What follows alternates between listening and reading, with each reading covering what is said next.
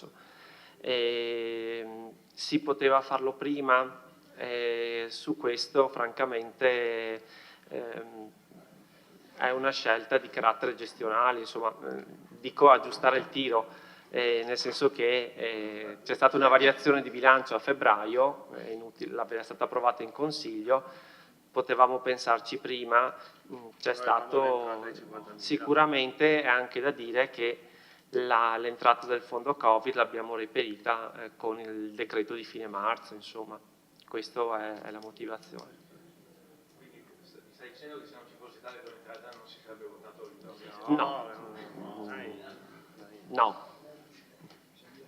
No, avremmo reperito altre risorse. Quindi c'erano? Sì. No, che non c'entri il Covid adesso. No, francamente dovevamo trovare queste risorse, è arrivato il decreto e le abbiamo iscritte subito a bilancio, insomma. Bene, grazie dottor Sarri. Consigliere Dus. Sì, buonasera. Ringrazio il dottor Sarri per l'ineccepibile spiegazione tecnica, dal punto di vista tecnico, di come è stata presentata questa variazione, di come siamo arrivati a questa variazione. Credo che ci sia però da fare un'operazione verità nei confronti di tutti, dicendo che questi qui sono soldi liquidi, che l'amministrazione già disponeva, che l'amministrazione ha deciso di destinare ad altro e in ultima istanza di metterli sulle votazioni. Punto. Cioè, mi sembra abbastanza normale la cosa. 60.000 euro, francamente, si tiravano fuori, sono state decise di affrontare altre spese nel corso di quest'anno, va benissimo, e adesso ci troviamo a finanziare le elezioni. Ma, come ha detto il dottor Sarri, a febbraio avevamo fatto una variazione. A febbraio potevamo metterle dentro quelle spese là, mi immagino. È stata fatta una scelta e siamo arrivati a oggi, ultimo giorno utile per farlo. Va bene, lo si fa e andiamo avanti. Però, voglio dire, questi sono i fatti. Consigliere De Nardi. Grazie Presidente, buonasera a tutti. Ringrazio anch'io il dottor Sarri per la spiegazione. Mi piacerebbe capire se in tutta onestà possa questa amministrazione dire che con l'ordinaria dirigenza non avrebbe potuto pensare o agire in modo diverso, cioè procedere prima di 30 aprile con la definizione di questi passaggi indispensabili per un turno elettorale che, come diceva il collega Tonon, si sa da almeno 5 anni che ci sarebbe stato in questi mesi, anche perché nella non realizzatasi ipotesi di elezioni anticipate, quantomeno a novembre o dicembre era chiaro che in ogni caso, fosse anche caduta la giunta pretermine, si sarebbero svolte in coincidenza con il turno elettorale di maggio-giugno di quest'anno. Quindi non è che improvvisamente a marzo-aprile hanno scoperto questa amministrazione che c'erano le elezioni, né potevano essere svolte, cioè ormai a novembre si capiva che sarebbero toccate nel 24 e sicuramente non in un altro momento.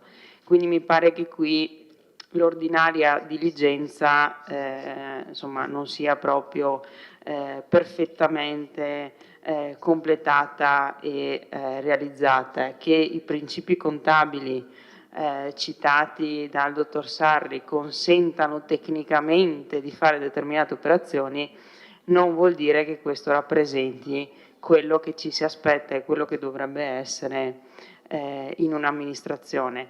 Capisco poi il ragionamento sulle ulteriori spese per per noleggi derivati dal fatto di dover riorganizzare i seggi, però non credo rappresentino il 99,9% di quella cifra a naso. Ho il sospetto che rappresentino una quota di estrema minoranza rispetto alla cifra, per cui insomma magari facciamo anche a meno di citarlo, perché non mi pare che sia proprio quello il motivo. Ecco, grazie. Grazie, consigliere. Consigliere Rosset. Grazie Presidente. Ringrazio anch'io il dottor Sarri per aver tentato di dare una spiegazione poco convincente per me,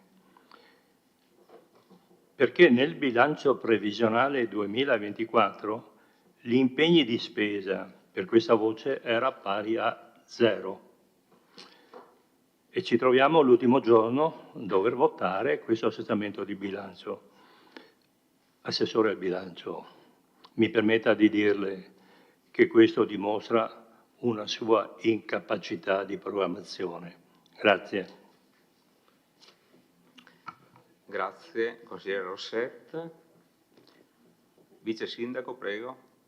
Grazie, allora cerco di rispondere a questa variazione, su questa variazione. Il consigliere Rosset la può pensare come vuole, è libero. In realtà è programmazione, questa per me era programmazione, sapevo che c'erano queste spese, sapevo dove tirare fuori i soldi, abbiamo dato altre priorità, il consigliere Rosset c'era da fare le potature, 60.000 euro, sa che eravamo andati in avanzo a fine anno, abbiamo preferito come amministrazione fare una scelta sulle potature che erano urgenti per noi, è stata una scelta di cui ci prendiamo la responsabilità, abbiamo cominciato a potare, perché sapevo dove andare a finire, al di là dell'incapacità che dice lei, sapevo benissimo dove trovare le risorse, le avevamo messe in bilancio per il bilancio del 17 di aprile, erano dentro tra tutte le altre variazioni, e siccome siamo legittimati fino ad oggi a fare un consiglio comunale e approvare un qualcosa, eravamo tranquilli in questo. Fatto sta che tutte le amministrazioni il 30 di aprile portano la variazione di bilancio. Quando era in giunta col consigliere Darai il 30 aprile ha portato una variazione di bilancio, l'amministrazione Tonon il 30 aprile ha approvato una variazione di bilancio, tra l'altro c'erano gli stessi contributi che qualcuno ha definito marchette elettorali 5 anni fa, tipo c'erano i contributi per i carnevali di Marca, sono stati approvati il 30 aprile 2019 dal Consiglio Comunale e non c'è niente di strano, è programmazione.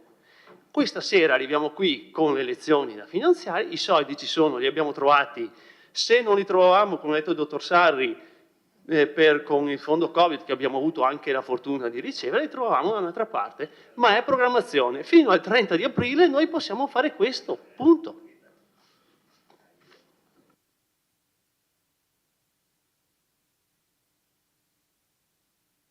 Consigliere Balliana.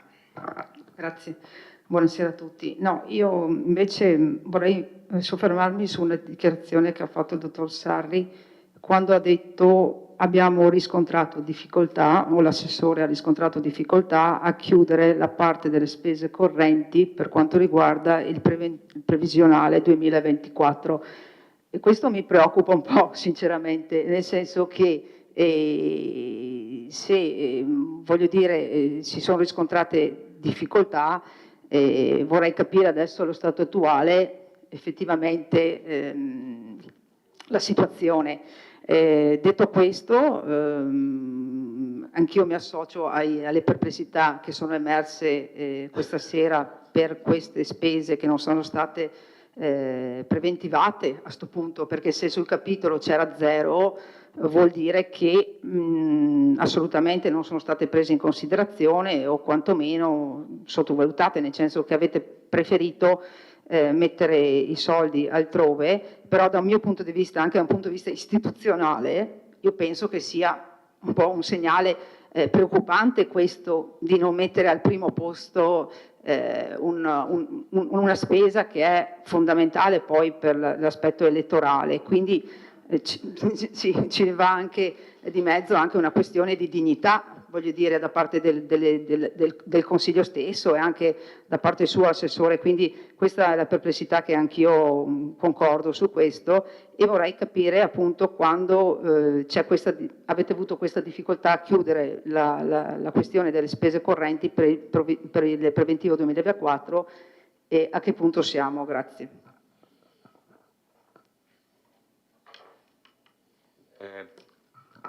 Vice Sindaco, la invito un attimo ad attendere perché ci sono altre, perché è il secondo intervento. Allora, consigliere Antoni, prego. Sì, non so se ho capito male, Assessore Bilancio, cosa ha dichiarato prima sul discorso delle potature. Ha parlato di potature prima? Delle risorse impiegate per fare un esempio delle potature. Però insomma, è un boomerang questo che lei si tira addosso, perché come sa bene, perché me l'avete detto voi, c'erano 70.000 euro nel bilancio 2023 per potature che non sono stati utilizzati né sono stati impegnati.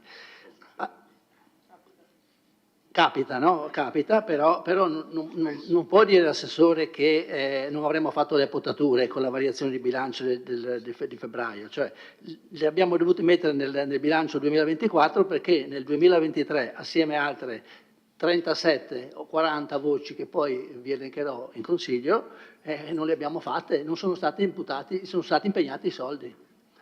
Bastava un atto per impegnarli. Adesso io purtroppo non sono ancora in grado di venire a organizzare le cose, però questo diciamo è una mancanza di corretta programmazione, se così possiamo dire. Ecco.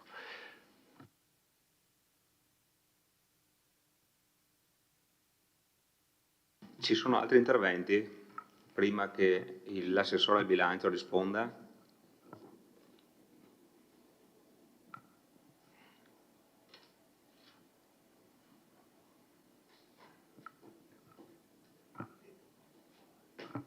Allora, concludiamo la discussione e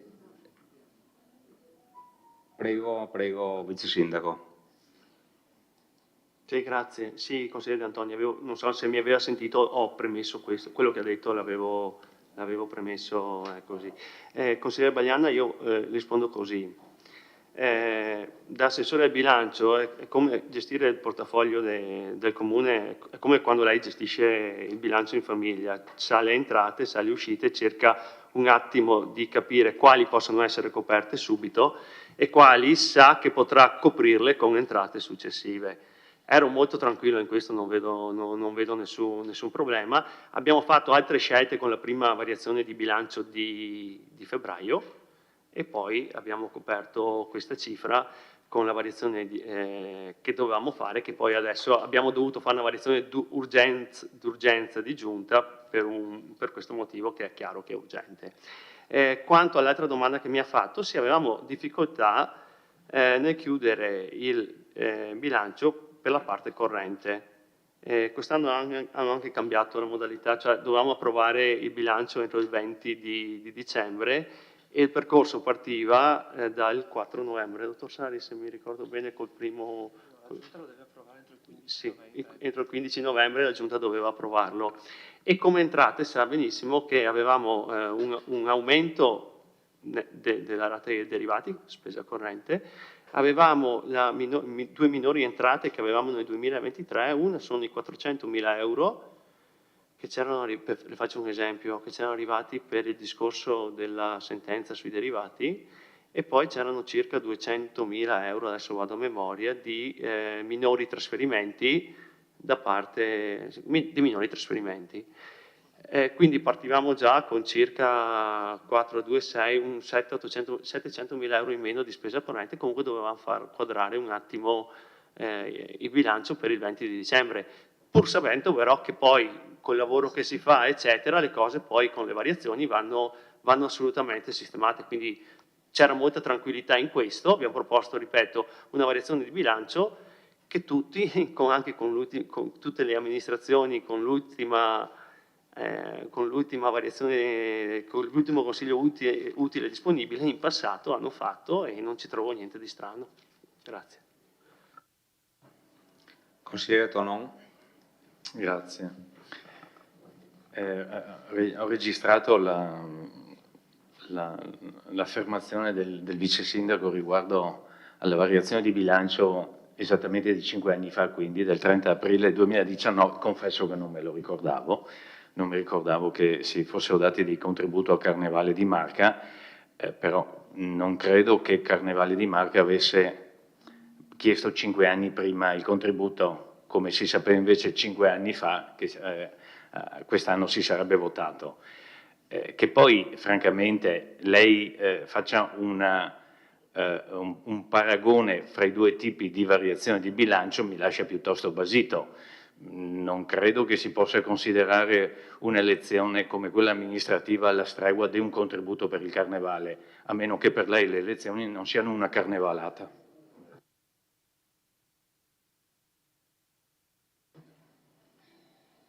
Dottor Sarri vuole aggiungere qualcosa?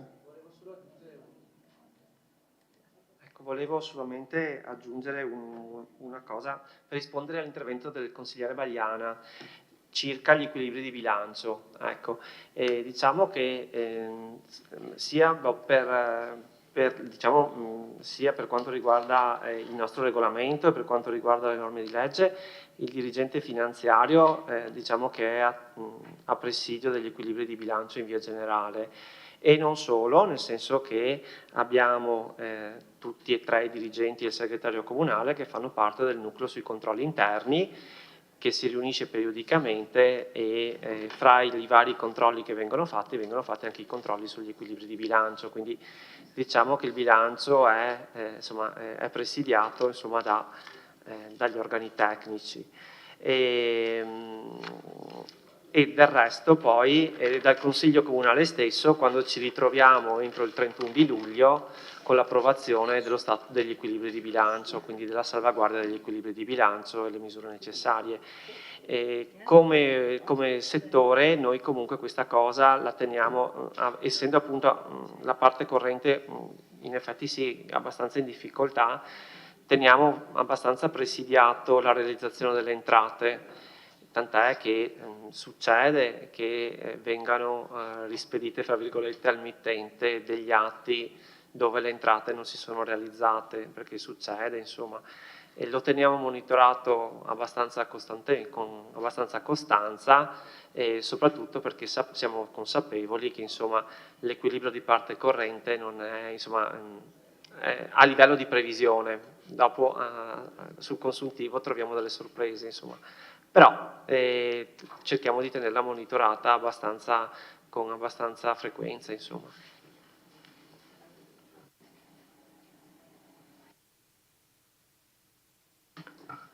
Bene.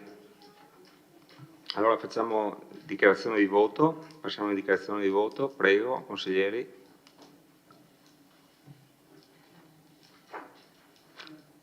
Non ci sono dichiarazioni di voto, passiamo in votazione. Marco Dus, prego.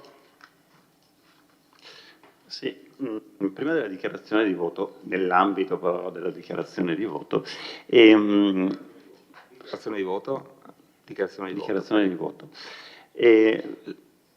Rilevo, si può iniziare così, no? Rilevo che vi è un'assoluta mancanza da parte della maggioranza consigliare nel sostenere la propria giunta, anche quando viene così sottoposta a un timido attacco, che attacco non è solo una così palese dimostrazione di magari alcune incapacità di gestione. Detto questo, siccome noi siamo, io anzi in particolare, del Partito Democratico e credo fortemente nella democrazia e nella possibilità che questa venga esercitata, credo che uno dei modi sia quello di poter votare, ma giammai noi vorremmo contrastare e fermare il voto, e per cui il nostro voto sarà favorevole. Grazie. Capogruppo Dus. Prego, capogruppo Rosset. Grazie Presidente. Per il regolare funzionamento dei servizi e al fine di non compromettere l'operatività quotidiana dell'ente, noi consiglieri Lega, come sempre, confermiamo quel senso di responsabilità che ci ha sempre contraddistinti. Il nostro voto è favorevole. Grazie, capogruppo. Bene, allora non vedo altre dichiarazioni, passiamo in votazione.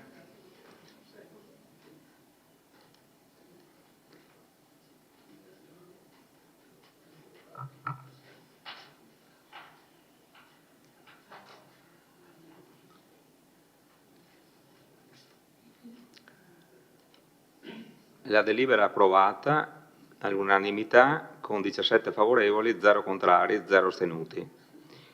Votiamo ora per la immediata eseguibilità. Prego.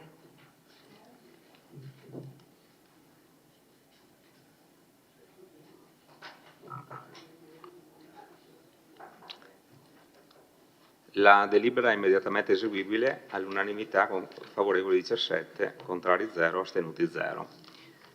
Passiamo al prossimo punto all'ordine del giorno, rendiconto della gestione 2023 e relazione sulla gestione. Approvazione. Lascio la parola all'assessore al bilancio, vice sindaco Posocco.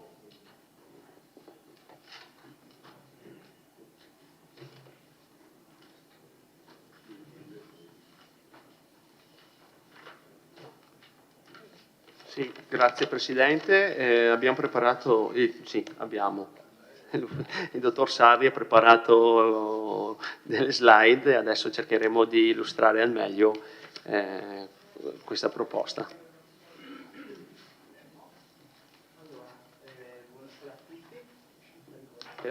Buonasera. Allora, le slide che ho illustrato sono speculari a quelle dell'anno precedente, anche per garantire una sorta di comparazione, quindi mi sono attenuto a quello che ho proiettato di fatto l'anno precedente, raccogliendo un po' le richieste che sono state rappresentate in commissione e dai consiglieri che sono passati in ufficio, insomma, in questi giorni per l'approvazione del rendiconto. Naturalmente l'oggetto di proposta si limita all'approvazione del rendiconto di gestione 2023, la cui scadenza è proprio il 30 di aprile, la cui mancata approvazione avrebbe delle conseguenze negative sull'intera gestione e sarebbe anche, insomma, punita con la massima sanzione, cioè si arriverebbe addirittura anche in tale fattispecie alla procedura di scioglimento del Consiglio Comunale. Per cui questa è la giustificazione dell'improrogabilità ed urgenza. Detto ciò, allora, partiamo come l'anno scorso dalla parte entrate, vediamo che la previsione, quindi ci concentriamo un attimo sulla previsione. La previsione 2023 assestata si chiude in pareggio a 55.163.883,91, di cui 12.221.435 afferiscono alle entrate tributarie, quindi la fa da padrone principalmente la parte IMU sostanzialmente. Il titolo secondo si chiude a 5.469.687,33, parliamo sempre di previsione, per quanto riguarda i trasferimenti correnti da amministrazioni sia regionali che statali. Le entrate tributarie a 6.400.000 circa e la somma di queste tre previsioni vanno a finanziare le spese correnti, la cui previsione è 23 milioni di euro, e 588.000 euro il rimborso di prestiti, intendendosi per tali il rimborso della quota capitale, delle rate della quota capitale dei mutui, sostanzialmente, dei mutui e prestiti.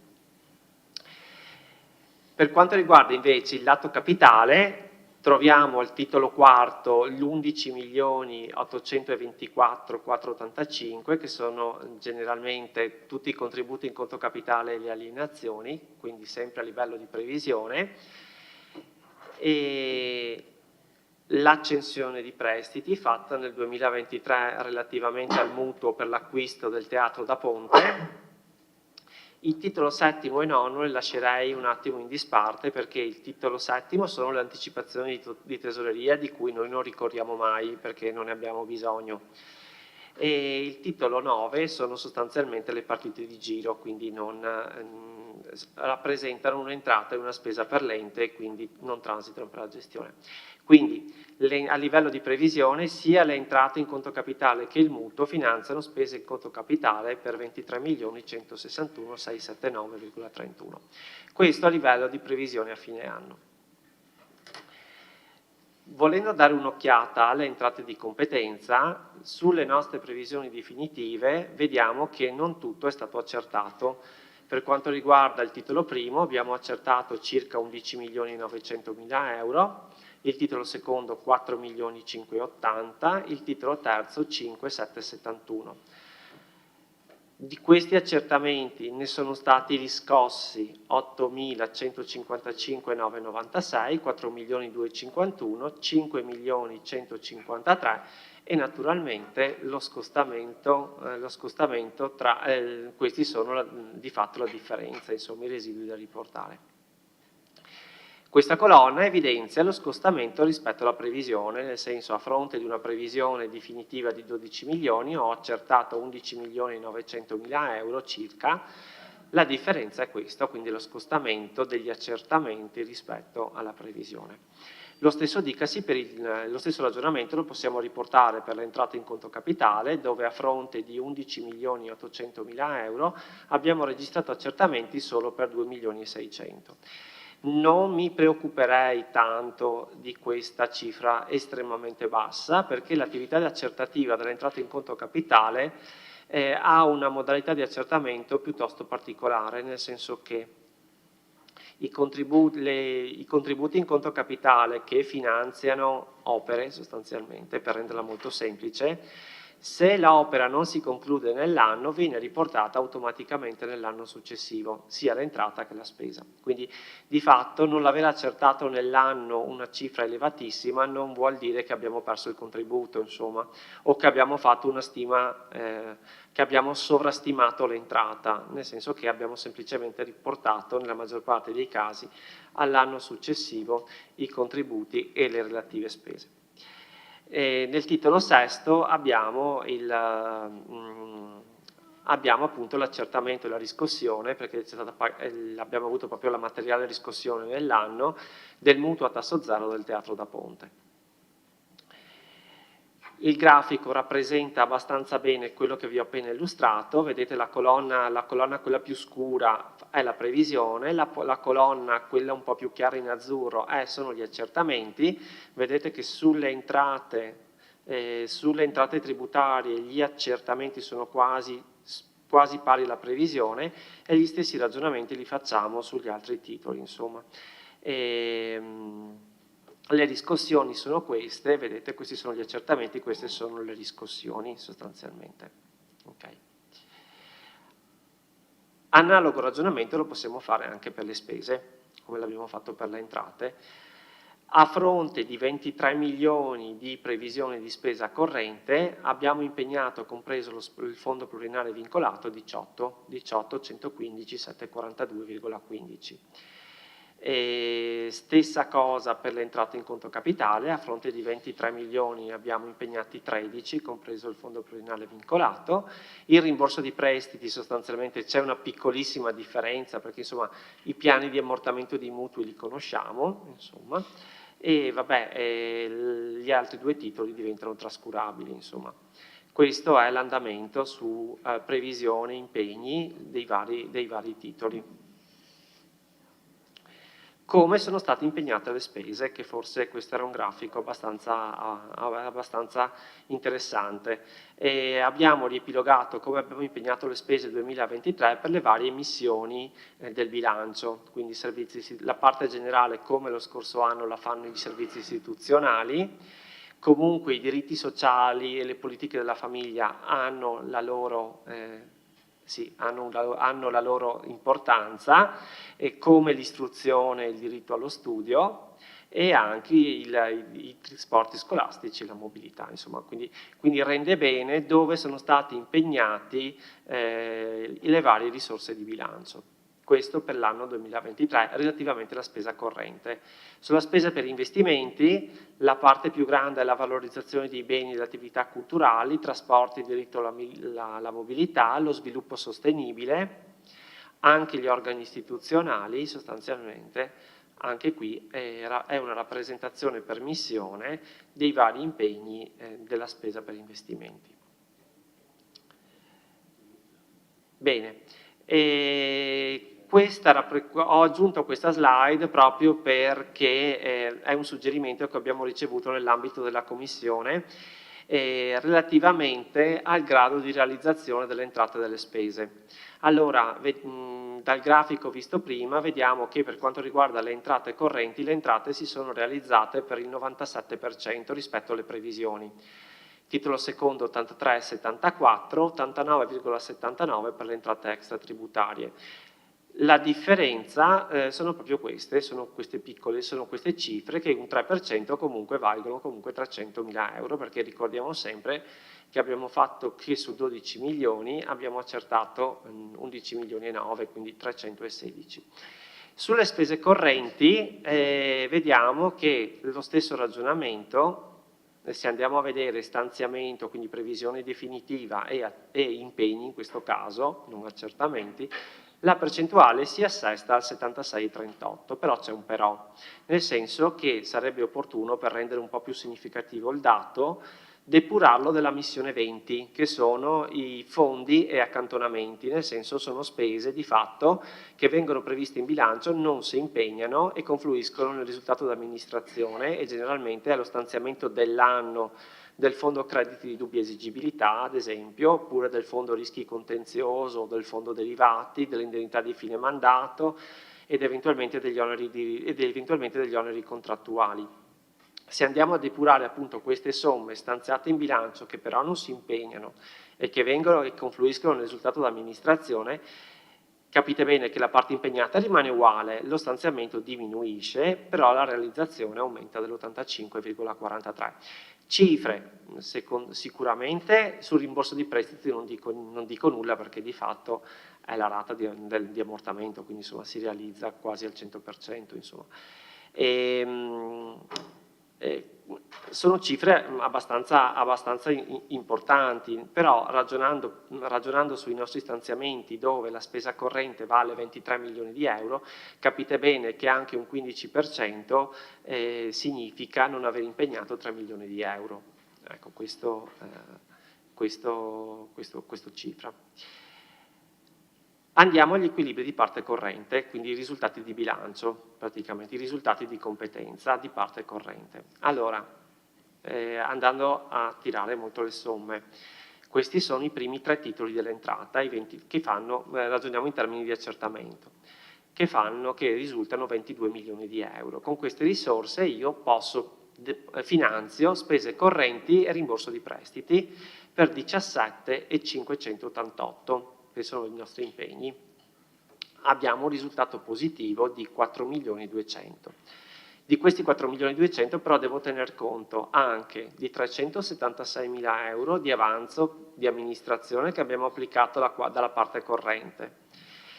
Dobbiamo aggiungere il fondo pluriennale che mi sono portato dall'esercizio precedente di 4,47 e devo tener conto sempre del fondo pluriennale che porto all'esercizio 2024, quindi 688.000 euro. Quindi alla fine il mio risultato di competenza di parte corrente è 4.376.662,89. Devo tener conto che però di questi 4.300.616 sono entrate che mi fanno finanziare spese di investimento per un importo piuttosto elevato e sono 616.606,48. Se mi chiedete cosa sono entrate di parte corrente che finanziano investimenti e in particolare sono una parte dei proventi del codice della strada che finanziano investimenti, quindi sapete bene che una parte dei proventi del codice della strada possono finanziare investimenti destinati comunque alla sicurezza e alla polizia locale, insomma. E la parte maggiore è l'operazione IVA in reverse charge del Teatro da Ponte, che è circa oltre €500.000, insomma, che quella è un'entrata corrente per noi che però finanzia investimento, insomma, ha finanziato, diciamo, l'acquisto del Teatro da Ponte, insomma. E quindi questa finanzia investimento. Quindi l'equilibrio di parte, inoltre, quindi l'equilibrio di parte corrente finale sono 3.760.056,41. Non ho finito perché devo tener conto anche di tutte le somme che confluiscono negli accantonamenti dell'avanzo d'amministrazione, ossia la quota del nostro fondo crediti di dubbia esigibilità, quello che abbiamo detto prima, il fondo contenzioso, il fondo rischi strumenti derivati e il fondo rischi spese potenziali. Depurato degli accantonamenti che confluiscono nel risultato d'amministrazione, l'avanzo di parte corrente diventa 1.435.000 euro circa. Stesso ragionamento per la parte capitale. Entrate in conto capitale, spese in conto capitale, differenza meno 2 milioni. Quindi di fatto ho speso di più di quanto ho accertato, però ho applicato avanzo, 3.140.000, avevo un fondo pluriennale importante di 6 milioni che mi portavo dall'esercizio precedente, ne riporto meno quest'anno e quindi questo è positivo, significa che ho chiuso più investimenti rispetto all'anno precedente perché riporto meno all'esercizio successivo e recupero quelle somme che finanziano investimenti e il mio equilibrio di parte capitale è 972 in più. Depurato anche qui dei vari accantonamenti ho un risultato di 736. Cosa che mi è stata chiesta in commissione e riporto qui, da dove cosa generano questo 1.400.000 di avanzo di fatto, di equilibrio di parte corrente, sicuramente i due principali macro aggregati del bilancio. Sicuramente la stragrande maggioranza mi sbilancio pure a dire un 86% le spese per servizi sostanzialmente. E mentre una parte un po' minoritaria, circa un 14%, le spese di personale. Gli altri macro aggregati sono sicuramente sicuramente trascurabili. Per quanto riguarda invece l'equilibrio di parte capitale, sono le spese per investimento in via generale, insomma, quindi su questo non ci sono, il macro aggregato è quello, quindi quello degli investimenti, non ci sono altre spese in conto capitale, insomma. Quindi facendo un breve riepilogo, tenendo conto del risultato di competenza di parte corrente, del risultato di competenza di parte capitale, abbiamo un risultato di gestione di 1,3 milioni. Abbiamo applicato avanzo, e quindi l'avanzo totale applicato era 3,5 milioni.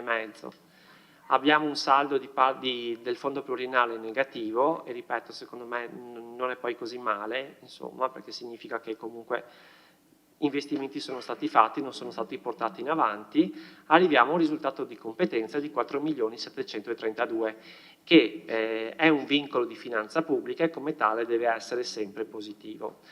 Tutti e tre gli indici di finanza pubblica, quindi sia il risultato di competenza, sia l'equilibrio di bilancio, sia l'equilibrio complessivo, sono positivi, quindi i vincoli di finanza pubblica sono rispettati. La gestione dei residui com'è andata? Allora, abbiamo registrato, rispetto all'anno precedente sicuramente non abbiamo avuto i risultati perché come avevamo detto l'anno scorso, l'anno scorso abbiamo fatto un grosso lavoro sui residui che ha portato un risultato importante, da qui il risultato dell'anno scorso d'amministrazione piuttosto importante.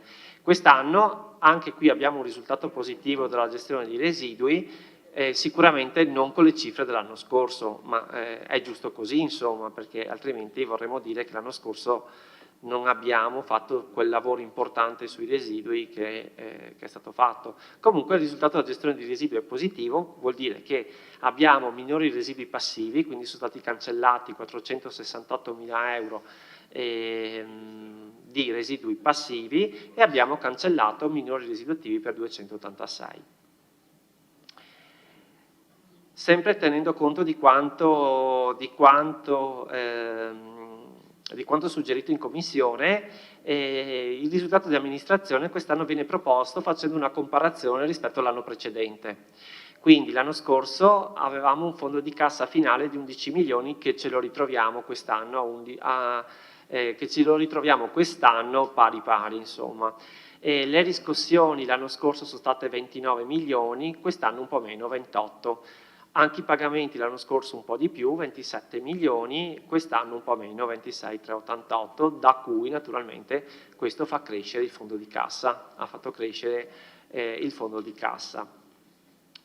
I residui attivi di competenza erano 5,4 l'anno scorso, 5,8 quest'anno. Residui attivi vuol dire somme rimaste da riscuotere.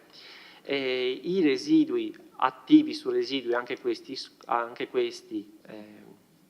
crescono e anche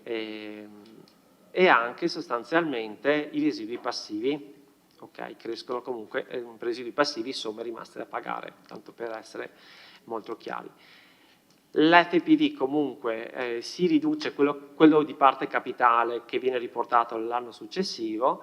Per tutti questi ragionamenti l'avanzo cresce da 9.098.258 a 10.492.009,59.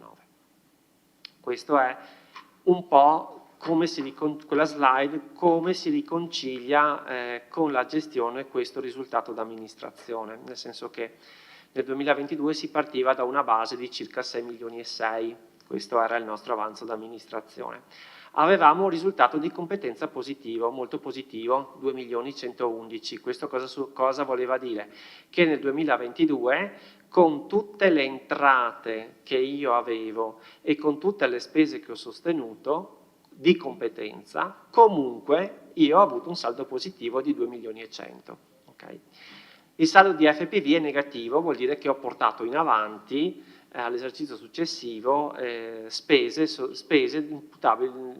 dell'esercizio, quindi è negativo e vanno tolte. La gestione di residui, ve lo dicevo, aveva un saldo positivo, quindi il grosso del lavoro che abbiamo fatto sui residui ha fatto sì di avere una gestione estremamente positiva di quasi 1.343.000.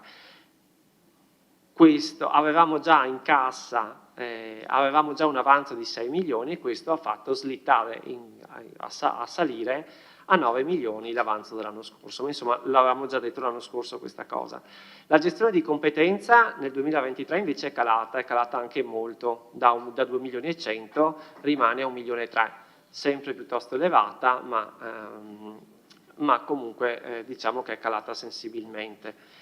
L'FPV anche questo ha calato, la gestione di residui non poteva essere altrimenti perché sì, li abbiamo insomma fatto un grosso lavoro l'anno scorso, quest'anno è positivo e quindi questo c'è. Tuttavia comunque la gestione di competenza come vedete è positiva, avevamo un avanzo già di 9 milioni e 8 che l'ha fatto schizzare a 10 milioni 492. E questa è la riconciliazione con la gestione, nel senso che di fatto sembra un po' brutto dirsi, ma è così, anche se non avessi, dopodiché ci sono tutte le regole contabili e dobbiamo fare tutti i ragionamenti, perché non è che il bilancio sia un conto corrente, ho 10 milioni e faccio quello che voglio, ci sono delle regole, nel senso che spese correnti finanziano tutti i vincoli di bilancio, tutte le regole che ci sono, però volendo fare un ragionamento proprio in astratto, possiamo sicuramente dire che il saldo positivo di competenza in via generale è positivo anche se non avessimo avuto avanzo, questo è il concetto, insomma, però con tutte le avvertenze del caso, insomma. Questa è doppia, scusatemi. Altra cosa, ed è l'ultima slide e dopo mi fermo qua e rimango a disposizione, l'andamento del debito. Siamo passati a 6.257.245 del 2019, è sceso a 4 milioni e 3 circa nel 2022, risale ovviamente nel 2023 a 5 milioni e 3 per l'assunzione del mutuo del Teatro da Ponte, insomma, e non aggiungerei altro, insomma. Ecco sì, scusate, mi torno un attimo sulla composizione dell'avanzo. La parte accantonata sale sensibilmente, nel senso che cresce, il fondo cresce ma non tantissimo il fondo crediti dubbi, nel senso che l'anno scorso aveva avuto un'impennata veramente importante. Quest'anno cresce non tantissimo, ma comunque cresce l'accantonamento del fondo al fondo crediti dubbi esigibilità. Il fondo contenzioso qui ho raggruppato anche il fondo il rischio potenziale dei derivati, insieme al rischio però comunque i derivati sostanzialmente è questo, insomma, quindi cresce a 3 milioni e 3. Poi abbiamo altri accantonamenti e quindi la parte accantonata arriva a 6 milioni e 8. La parte vincolata, che generalmente la parte più importante la fanno i vincoli da trasferimenti, per i quali sono vincolati a trasferimenti per una finalità e come tale deve essere rispettata, cresce a 491.000 euro. Quindi la parte disponibile dell'avanzo si assesta a 3.178.000 a fronte di 3.008.000 dello scorso anno. Ecco, quindi questa è la parte disponibile che può essere applicata al bilancio 2024. Al bilancio 2024. E su questo io mi fermerei qui, insomma. Grazie.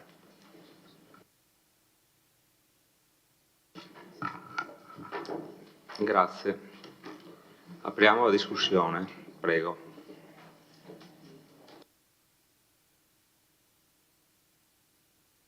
Consigliere D'Arè. No.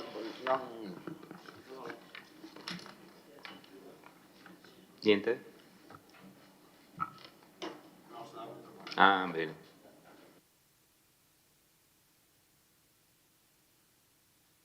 Consigliere Balliana. Sì, io vorrei fare una domanda così a carattere, perché ho qualche dubbio rispetto non al consultivo, ma bensì, prima di iniziare la discussione, visto che la situazione degli equilibri politici in quest'Aula è un po' incerta, visto l'ultimo Consiglio Comunale e visto anche la situazione politica e amministrativa che sta vivendo la città, volevo accertarmi di una cosa rispetto all'approvazione o meno di questa delibera del consultivo. Lei, dottor Sarri, ha fatto un'affermazione e volevo capire la portata di questa affermazione e magari chiedere anche un contributo da parte del segretario comunale rispetto alla domanda, in sintesi è questa. Lei, Sarri, diceva la mancata approvazione del consultivo potrebbe portare, andrebbe incontro ad un'eventuale massima sanzione che corrisponderebbe allo scioglimento del Consiglio Comunale. Allora io chiedo al segretario comunale, prima di iniziare la discussione, l'eventualità di cosa comporterebbe una mancata approvazione del consultivo. Grazie. Si attiva una procedura che è per la mancata approvazione dei documenti contabili previsto dal decreto legislativo 267 e precisamente l'intervento viene comunicato la mancata approvazione alla prefettura, alla quale dovrebbe diffidare il Consiglio perché provveda all'approvazione nei 20 giorni successivi, quindi viene convocato direttamente dalla prefettura il Consiglio per approvare. Qualora non si arrivasse all'approvazione, viene nominato un commissario ad acta dal prefetto che procede all'approvazione del rendiconto e avvia la procedura per lo scioglimento del Consiglio. Questa è la sanzione principale. Poi in realtà ci sono anche ulteriori effetti che derivano che scaturiscono dalla mancata approvazione, mancata assunzione e l'assimilazione dell'ente a ente strutturalmente deficitario, con controlli che si farebbero, cioè sì, di per sé probabilmente non avrebbe implicazioni concrete, però è quello che prevede la normativa.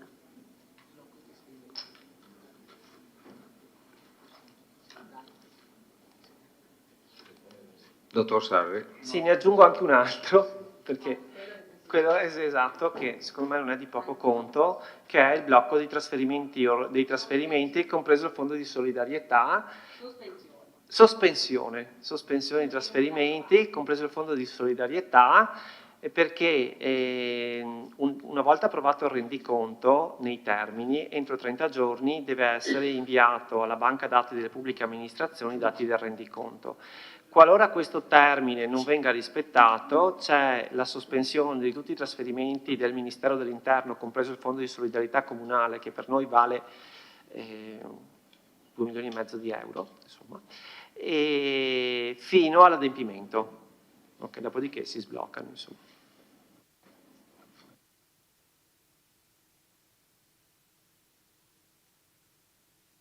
Scusi, consigliere, scusi. Sì, chiedo la sospensione dei lavori per 5 minuti per riunire i nostri gruppi.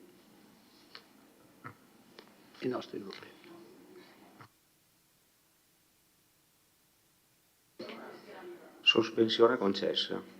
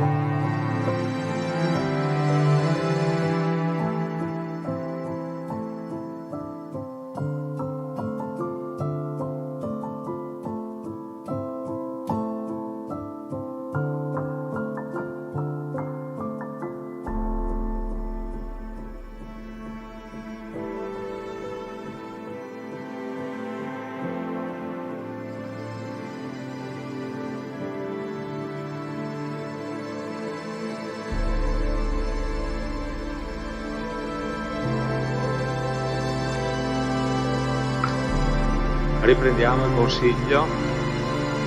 Lascio la parola al segretario per l'appello. Sì.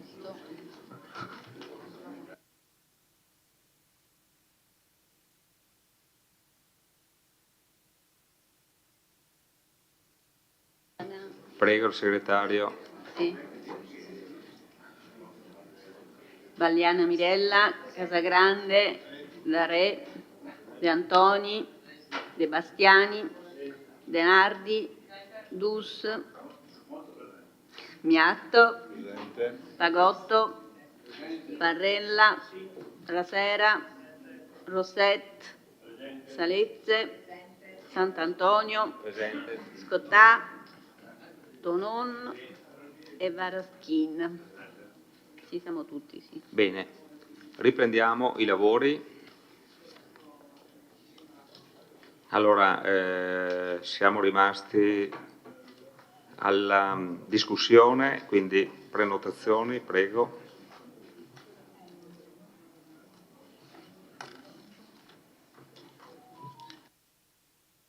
C'è qualche prenotazione? Prego, consigliere Tonon. Grazie Presidente. Gli ultimi consigli comunali hanno palesato in maniera plastica che non esiste una maggioranza, o meglio, non esiste più una maggioranza. Qualcuno si è anche divertito, secondo me, in maniera molto volgare a offendere le persone con volantini, manifesti, eccetera, anzi oscenamente volgare, non sapendo neanche di cosa si parlasse, anzi, se sono in diretta gli consiglio di fermare anche le rotative così non butta via Sky un'altra volta, perché a differenza di un titolo che è apparso, qui non ci sono gli irresponsabili. I responsabili, lo metto fra virgolette ma solo politicamente, potrebbero essere piuttosto quelli che non hanno preso atto, che non hanno una maggioranza e hanno senza nessun problema presentato tutti i provvedimenti che ritengono debbano essere adottati, non solo tecnicamente. Questa che è sempre stata una minoranza, ricordo, fra l'altro, visto che l'ha citato prima il vice sindaco, che a quel provvedimento del 30 aprile 2019 l'allora minoranza, che oggi è maggioranza, votò contro. No, giusto per ricordare come si sono svolte le cose. Noi non abbiamo votato contro, visto che si parlava di una cosa probabilmente importante, le elezioni, che per qualcuno evidentemente fino a 10 giorni fa non erano importanti. Aggiungo anche un'altra cosa, che questa minoranza un anno fa al consuntivo ha votato contro, perché evidentemente era il riassunto di un anno di amministrazione che non era stata condivisa. Con molta responsabilità, questa parte del Consiglio Comunale ritiene, per evitare che poi qualcuno dica ecco colpa vostra i 2,5 milioni del Fondo di solidarietà, non è che non arrivino, arriveranno in ritardo, arriveranno comunque, ma arriveranno in ritardo, no, che non si dica questo. Questa minoranza ha sempre fatto il suo mestiere responsabilmente, prendendosi da capo a fondo tutte le responsabilità e anche tutti i doveri di controllo e contestazione di quanto veniva proposto se non concordava con quelle proposte, e altrettanto responsabilmente, forse qualcuno non se l'aspettava, di quelli che stanno guardando la tenda TV adesso, in questo caso per fare in modo che non si avviino le procedure così che la città possa rimanere per qualche giorno, diciamo così, perché sbaglio segretario, 20 giorni più l'avvio, non succederebbe nulla, non si scioglierebbe nessun consiglio, ma qualcuno probabilmente ci sguazzerebbe. E siccome noi non siamo così, come direbbe qualcuno in dialetto, tordi, da farci prendere in giro da qualche buon tempone che si diverte a stampare manifesti e volantini, no, allora non diamo questa soddisfazione. Noi siamo molto più responsabili di loro e sono alleati di qualcuno che è qua dentro, di chi sta amministrando adesso. Quelli sì sono i responsabili, noi no. Noi in questo caso, a differenza di quello che faceva l'allora minoranza, in questo caso noi diamo una mano non all'amministrazione, alla nostra città, alla faccia di chi ci ha sempre tacciato come irresponsabili, per cui noi ci asterremo. Grazie, consigliere Tonon.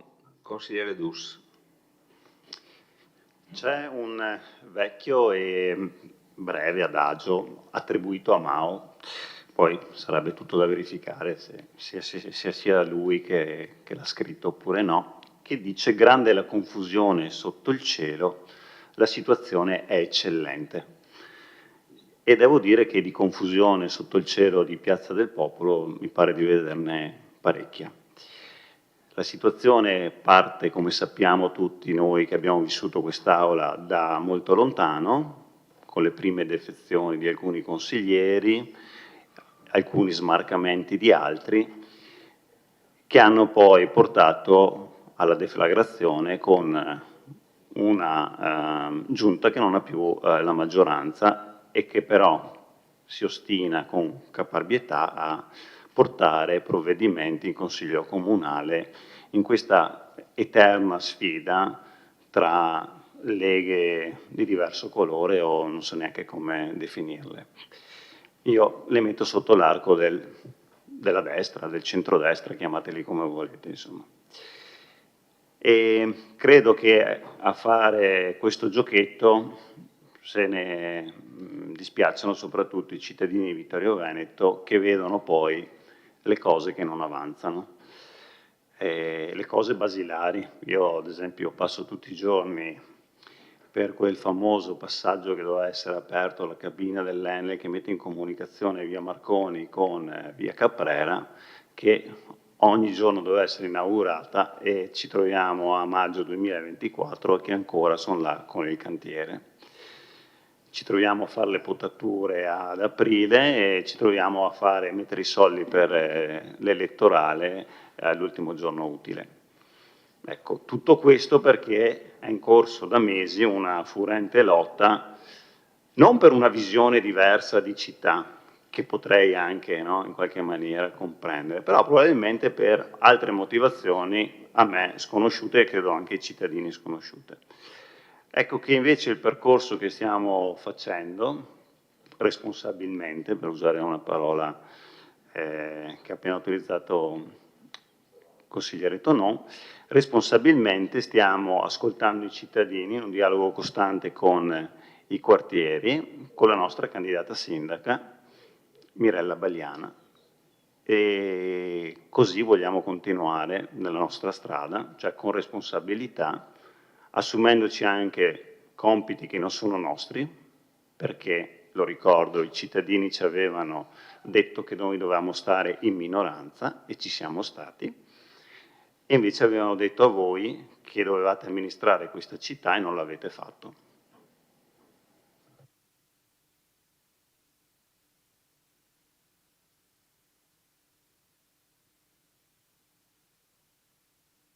Altri interventi?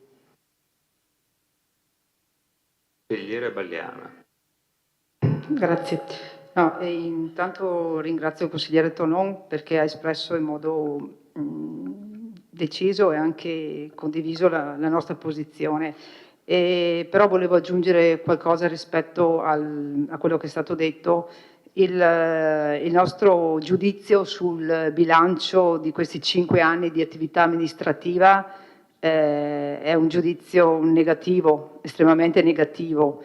La dimostrazione neanche lo stesso consultivo che noi andiamo, che è messo agli atti questa sera, che dimostra l'incapacità dal nostro punto di vista di agire e di portare avanti i lavori, di risolvere certe questioni anche molto anche piccole, se vogliamo. Voglio solo ricordare che c'è un avanzo di amministrazione di 1.450.000 euro per quanto riguarda le spese correnti, cioè soldi non spesi e a disposizione Questo la dice lunga rispetto all'incapacità di programmazione che si diceva prima, ma addirittura l'incapacità di portare avanti certi lavori e di riuscire anche a terminare alcune opere.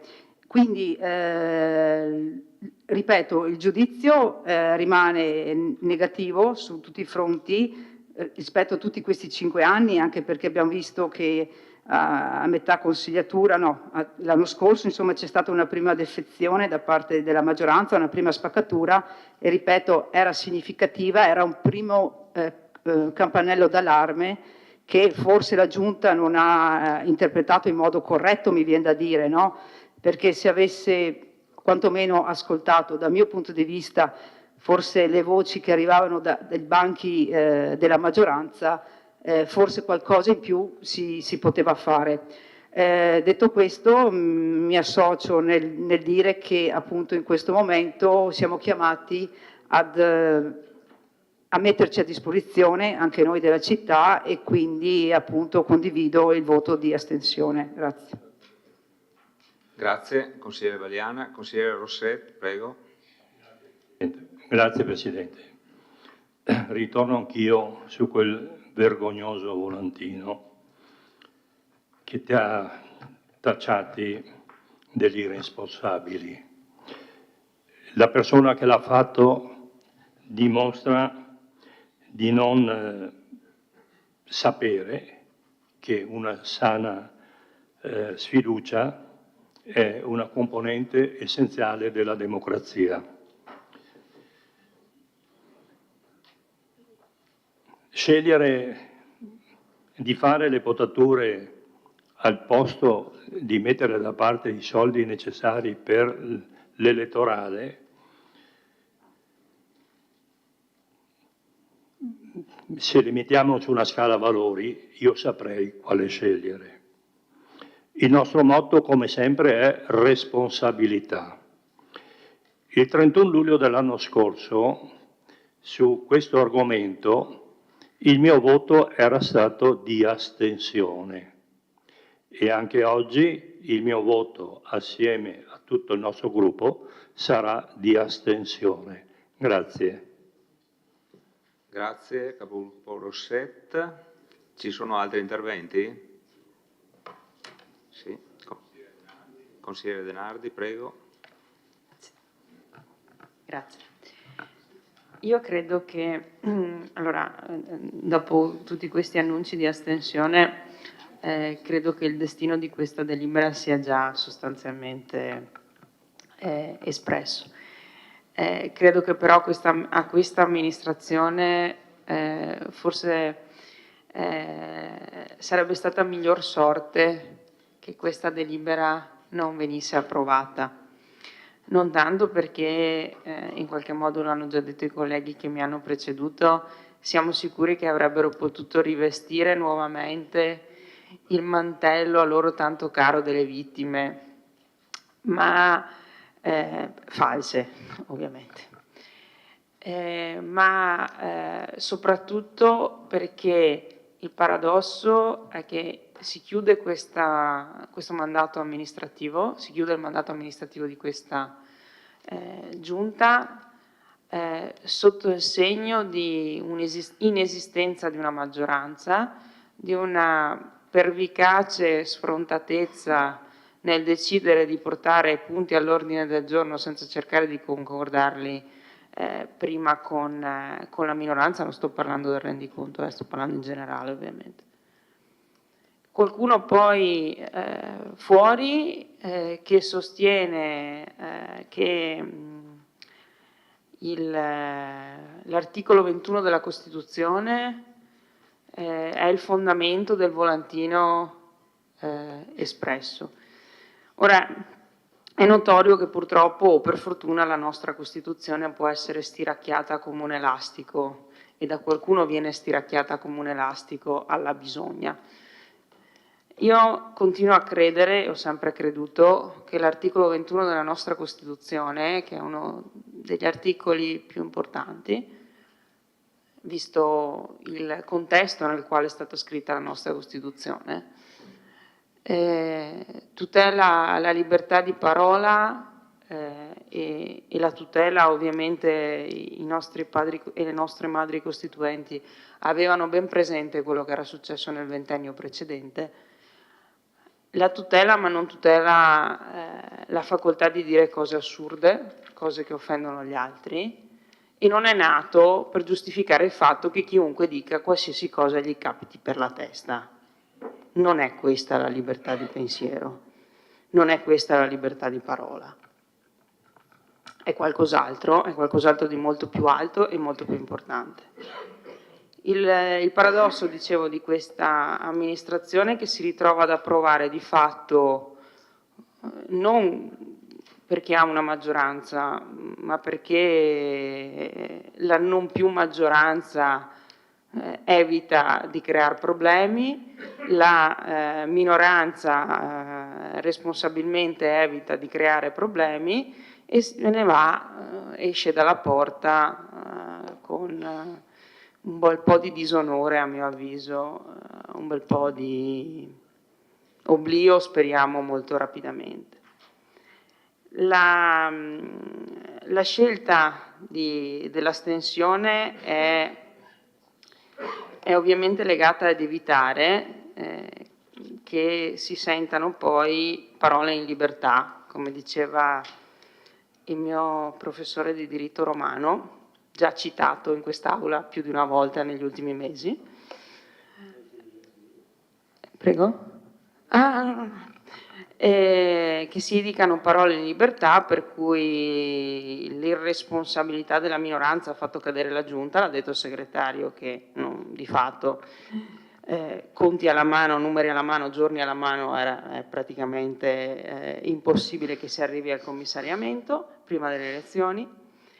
Per evitare di dire non potremo più prendere i soldi del fondo dal Ministero degli Interni, considerando che il dottor Sarri giustamente ci ha detto che il Comune ha 30 giorni di tempo per comunicare, dubito comunque che arrivino il 1° maggio o il 2 di maggio in ogni caso, anche perché credo che comincino a distribuirli, mi corregga il dottor Sarri, dopo che i comuni hanno comunicato tutti quanti. Sì, non è che vanno non fanno click day, insomma, ecco, al Ministero, almeno su questo.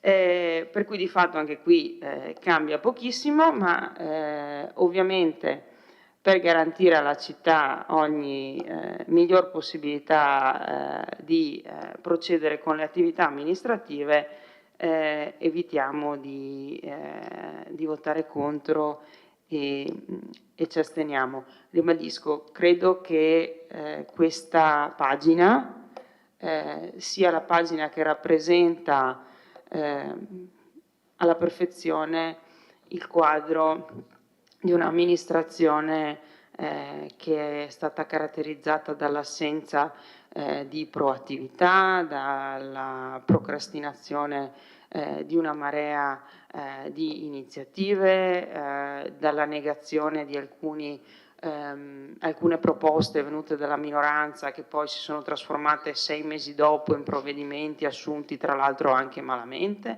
L'abbiamo detto tante volte, questa diventa veramente la cartina di torno al sole, non avete più la forza di guidare la città, però rimanete saldamente ancorati con le unghie e con i denti alla poltrona dove siete seduti. Grazie consigliere. Consigliere Scottà, prego. Sì, io non sono qua da 5 anni, meno male. Da poco ho iniziato e così, forse per un'abitudine passata ormai da parecchi anni, mi ero permesso di suggerire una cosa che poteva essere interessante per questa maggioranza.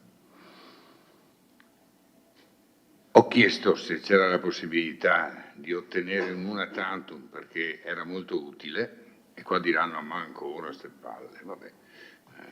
Non ho chiesto milioni, non ho chiesto migliaia di euro, ma ho chiesto 30.000 euro che grosso modo dovevano bastare a ben 3 progetti e non a 12 ragazzi di cui 2 vittoriesi, ma i 3 progetti occupano uno spazio di 32 persone, di cui ben 24 vittoriesi, ma anche se non sono vittoriesi, sono persone con grosse difficoltà.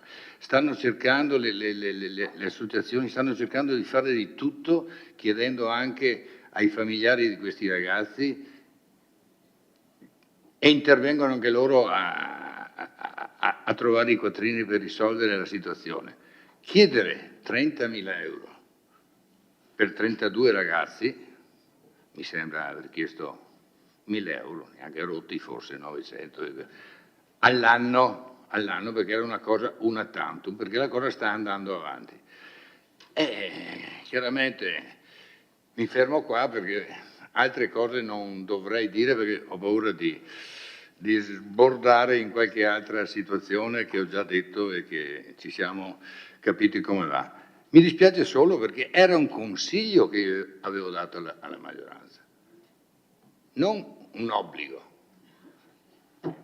Neanche il consiglio è stato accettato, anzi ho vissuto un attimino di diatriba fra un paio di assessori, ma comunque rimaniamo fermi qua. Io mi adeguo tranquillamente, sperando che ci sia una riflessione per quelle persone che speravano di vedere qualcosa e forse le zanzare che arrivano non riescono neanche ad ammazzarle.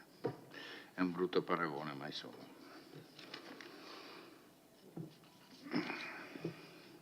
Grazie, consigliere Scottà. Consigliere Casagrande. Grazie Presidente, buonasera a tutti. Probabilmente sarà il mio ultimo intervento di questa amministrazione, di questo mandato. Mi auguro di poter avere l'occasione in futuro di tornare in quest'Aula.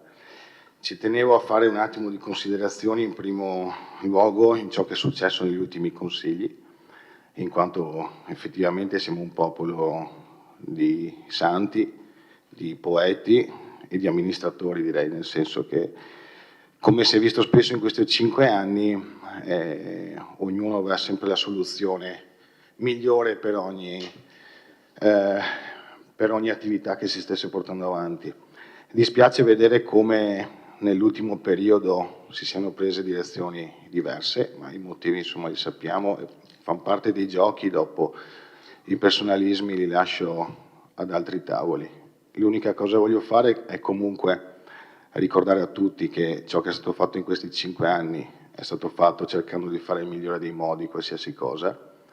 Certo, nessuno è perfetto e qualcosa magari da recriminare ce l'abbiamo, ma sicuramente ciò che è stato fatto e si è cercato di conseguire costantemente non credo sia tutto da buttare.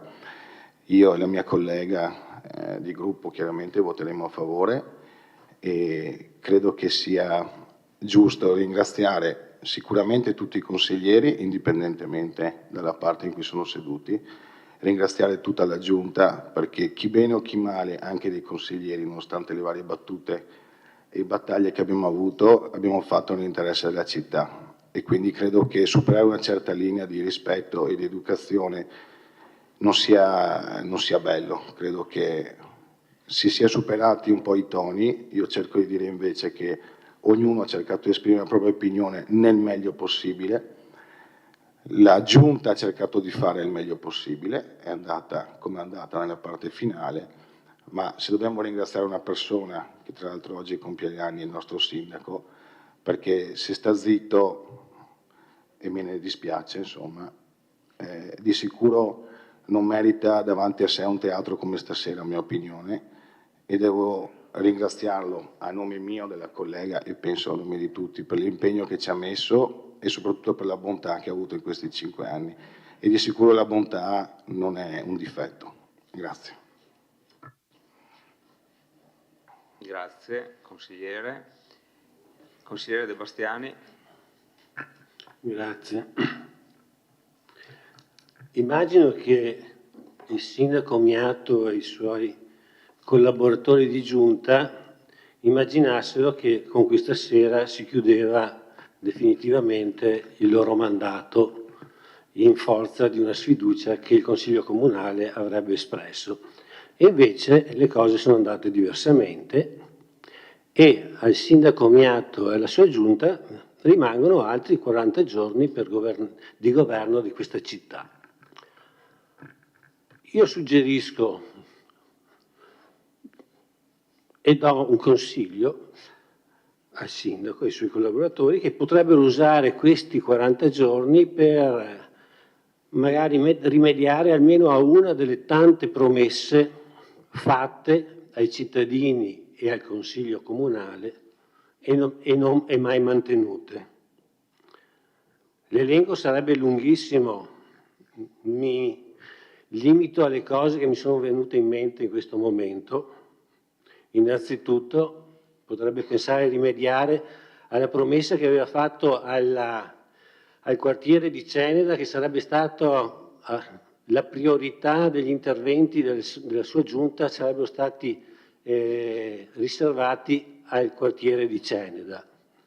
Non pervenuto, zero assoluto.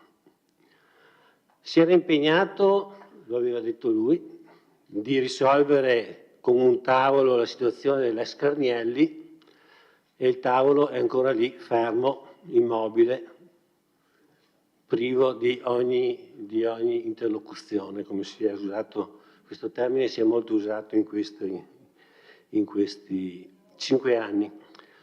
Aveva promesso a questo Consiglio Comunale, in seguito a una interpellanza prima del consigliere D'Arè e successivamente mia, di risolvere il problema dell'ex Tonello. Anzi, mi ricordo che si era anche scusato dopo un anno per non aver ancora affrontato il problema. Il problema è ancora lì, la tecnica è la solita, facciamo finta di niente, tanto non succede niente, lasciamo che le cose vadano avanti. Aveva promesso a questo Consiglio Comunale, che aveva votato all'unanimità la risoluzione del problema del parcheggio di Meschio, dove appunto i cittadini di quel quartiere non possono usufruire di quel parcheggio come si utilizza nelle altre parti della città. Aveva promesso di risolverlo e il problema è lì, come 5 anni fa. Aveva promesso anche molto recentemente che avrebbe riaperto il sentiero 1043, che provvisoriamente era chiuso e doveva essere riaperto dopo i 120 giorni concessi a chi doveva sistemare le cose che erano sistemate. 120 giorni sono passati e tutto è rimasto come prima. Queste sono solo alcune delle promesse fatte da questa amministrazione e mai mantenute. Un'amministrazione che si chiude all'insegna di una città più povera di come l'abbiamo trovata. Questa non è una definizione mia, ma è venuta da quelle file che per 4 anni e 9 mesi l'hanno sostenuta e probabilmente si sono anche, diciamo con scarsa soddisfazione, usiamo questo eufemismo. Sicuramente la Giunta Miatto riconsegna alla città, una città più povera di come l'ha trovata, questo è indubbio. Più povera, per esempio, degli sprechi sperperati per quella schizofrenica operazione di via Oberdan, che oltre ad aver buttato via soldi ha impegnato giunta, consiglio comunale in mesi di trattative estenuanti per fare delle cose che poi sono state cancellate e si è tornato tutto come prima. Abbiamo perso tempo prezioso per tutta quella vicenda dell'area Borca, che doveva essere trasformata in un bellissimo mega parcheggio, no?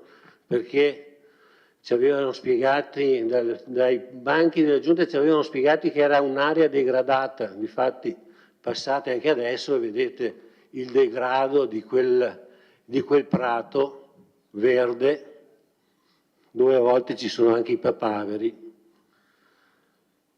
Più povera sicuramente per i mancati finanziamenti PNRR, quasi irrisori, se ci confrontiamo con Conegliano, che ha portato a casa, penso, 3 volte quello che ha portato a casa Vittorio Veneto,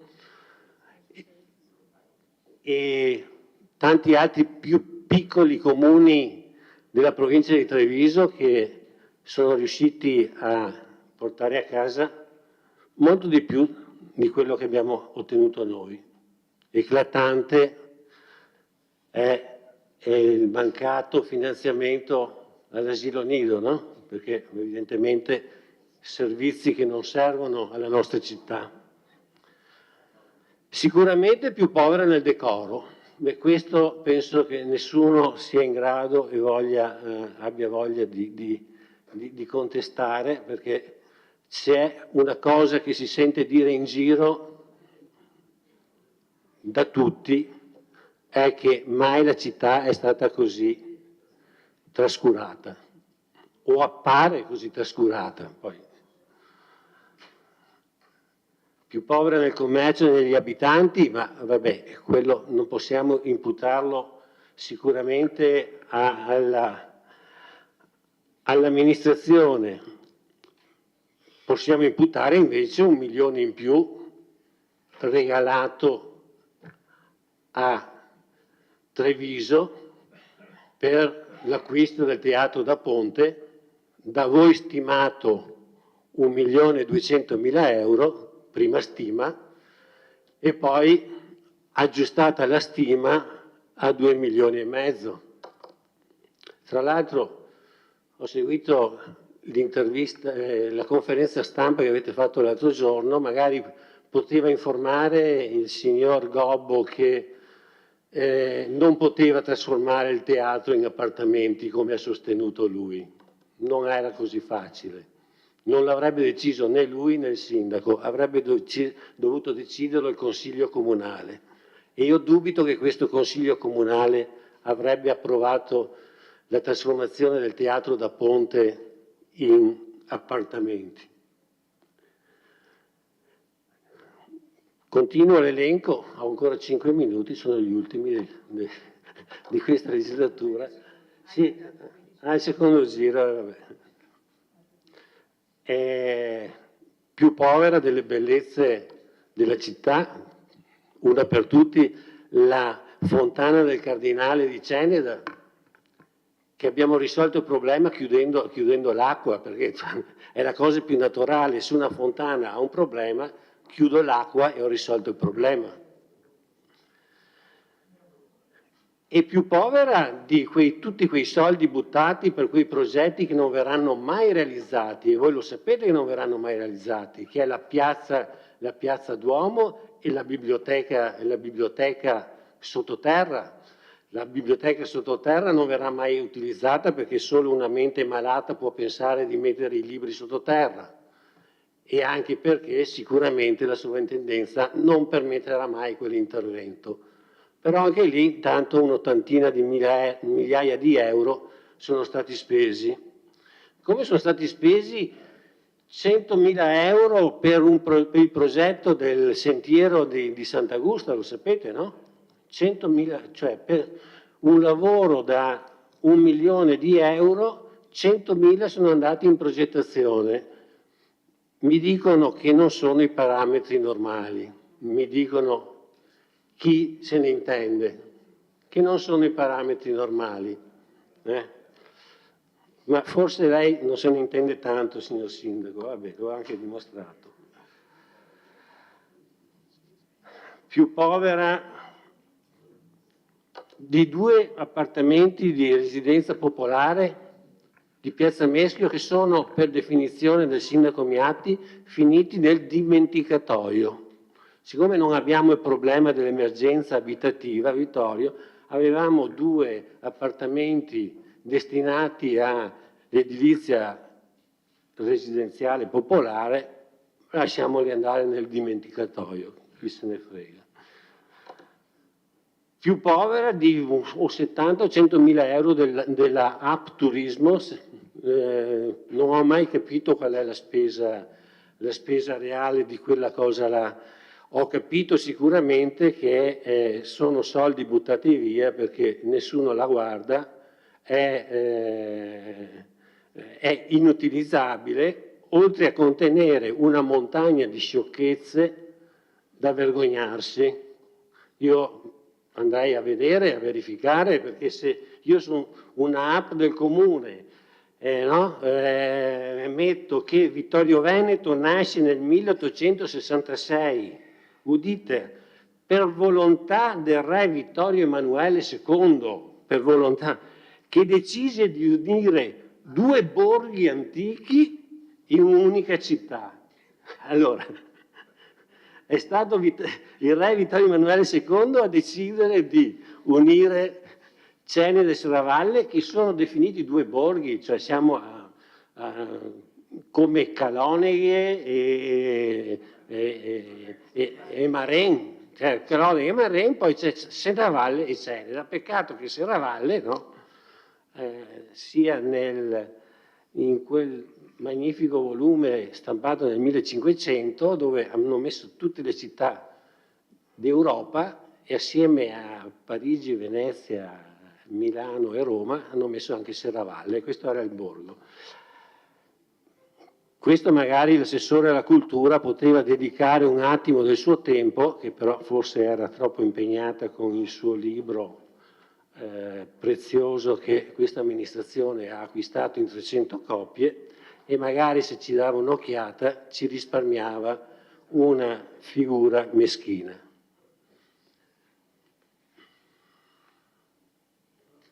Grazie, consigliere.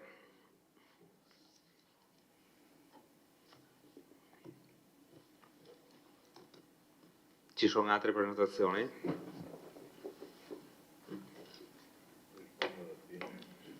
Sì, se... Altri interventi?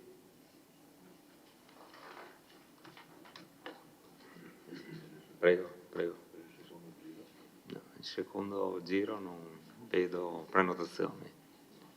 E allora rispondiamo. No, infatti non esiste. Avete due interventi. Il secondo giro è una sì, un rimasuglio della precedente. Non esiste. Prego, Sindaco. Allora, visto che l'ultima volta ci si ritrova in questo ambiente, in questo Consiglio, è il caso che ringrazi il Consiglio comunque per il suo apporto, che è stato molte volte costruttivo, qualche volta anche distruttivo rispetto a quelli che erano gli intendimenti e quelli che erano i disegni sulla città. Volevo dire una cosa: la minoranza è chiaro fa il suo lavoro e deformando la realtà come ha fatto l'attuale consigliere De Bastiani, ha sempre una chiave di lettura sua delle cose, per cui è tutto un disastro, è tutto mal fatto, è tutto non fatto, è tutto promesso e non eseguito, quando invece moltissime cose promesse sono state fatte, molte altre sono in itinere, come i progetti su Ceneda, che sono progetti importanti e che quelli che lei conosce sono vecchi come il cuco, perché sono pagati come tutti i progetti si pagano, e il 10% che lei ha ricordato è anche poco rispetto al mercato. Lei è fuori dalla realtà e quindi è chiaro che fa di questi commenti, ma non voglio rispondere direttamente.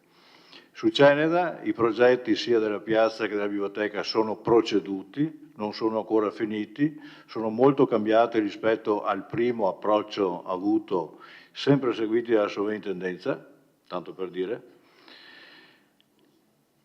Di molti problemi che attanagliavano la città abbiamo dato una soluzione. L'ultimo era quello di Forcal, dove abbiamo trovato la possibilità di continuare, chiudere quel doloroso capitolo e chiuderlo in gloria anche con un'opera sopra utile a tutta la nostra cittadinanza. Lei dice che non è stato, che non è vero, vabbè. 15 anni di PAT l'abbiamo chiuso noi dopo il lavoro. La questione di Piazza Meschio non in modo perfetto, perché ormai era così complicato il quadro che era impossibile chiudere in modo perfetto, ma l'abbiamo chiuso. Abbiamo chiuso un antico contenzioso che ci vedeva debitori di pretesi indennizi con la ciclabile, quando risaliva quella roba là, decenni fa. Lasciamo una città più ricca e non più povera, consigliere Rossetto. Mi dispiace, consigliere, che lei abbia fatto una così pesante affermazione dopo che per 4 anni e mezzo ci ha sempre appoggiato e abbiamo condiviso i disegni per farla più. È chiaro che nessuna amministrazione può terminare tutto quello che riesce ad imbastire, nessuna amministrazione riesce a farlo. Magari avesse avuto altri 5 anni, fisicamente e psichicamente ormai sono un pochettino esaurito e quindi mi sono tolto dal lagone, ma fortunato il prossimo sindaco che si troverà ad avere pochissimi debiti, soldi in cassa, progetti già fatti e pagati. E quindi faccio tanti auguri al prossimo sindaco, sono sicuro che avrà 5 anni meno difficili dei miei. Comunque, per chi dovesse dimenticare, perché è facile dimenticare le cose, esiste un documento obbligatorio per legge che ha relazione di fine mandato, che ogni cittadino vittoriese può trovare e leggere, perché è facile dimenticare su 5 anni tutte le traversie e tutto il lavoro fatto. Se lo legga anche lei. Grazie Sindaco.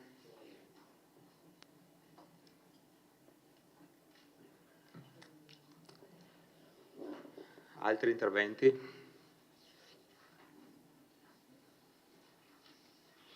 Non ci sono interventi, allora passerei alla dichiarazione di voto. Già fatta? A posto? Se qualcun altro voleva farla. Cioè, non è perché 2 fanno una dichiarazione di voto che gli altri non possono farla. Prego Varaschin, dichiarazione di voto. Grazie Presidente. Allora,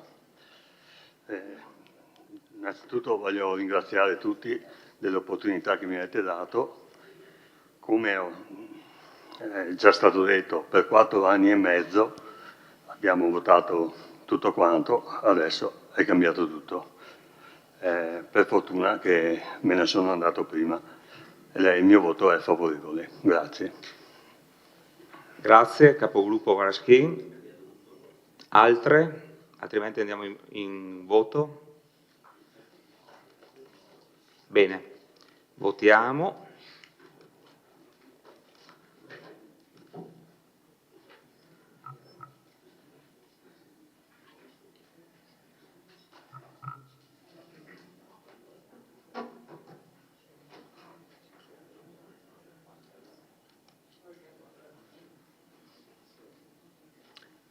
Allora, la delibera è approvata con 7 favorevoli, 0 contrari, 10 astenuti. Votiamo per la immediata eseguibilità.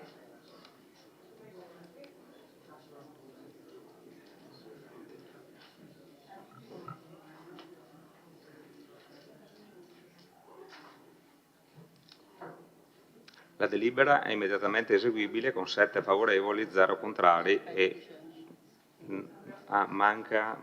ripetiamo un attimo la votazione, scusate che manca consigliere Dus, il telefonino di qua. Allora, ripetiamo, pronti? Via.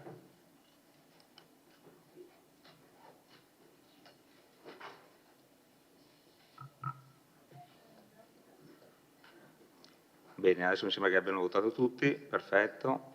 Allora, la delibera è immediatamente eseguibile con favorevoli 7, contrari 0 e astenuti 10.